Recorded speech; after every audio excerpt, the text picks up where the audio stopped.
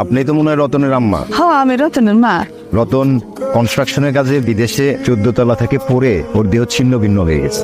না, আমি বিশ্বাস করি না। রতনের ডেড বডি পচে এমন গন্ধ হয়েছে, আসলে আমাদের আর থাকা সম্ভব হচ্ছে না। বিচ্ছির একটা গন্ধ। আমি আর এক মুহূর্তে বাড়িতে থাকতে পারবো না। আমি আমার বাপের বাড়ি যেতেছি। আপনার ছেলে লাশের গন্ধ তো আমি এই বাড়িতে থাকতেই পারতেছি না। বাবা, তুমি এতটা সত্যবাদ? আমার পোলা শুধুমাত্র তোমার সুখের কথা চিন্তা করে বিদেশ গেছিল, আর তার লাশের গন্ধ সহ্য করতে না পারা তুমি বাড়ি ছেড়ে চলে যাইতেছো। হ্যালো আব্বা, আমার ওই টাকার মেশিনটা পয়সা নষ্ট হয়ে গেছে, এখন দুর্গন্ধ ছড়াইতেছে। আর ওই দুর্গন্ধে আমি এই বাড়িতে একদমই টিকতে পারতেছি না। আব্বা, আপনি আমার যেমনি ওকে এই বাড়ি থেকে নিয়ে যান। মানে তোমার জামাই বিদেশে কয়দিন আগে মারা গেছে।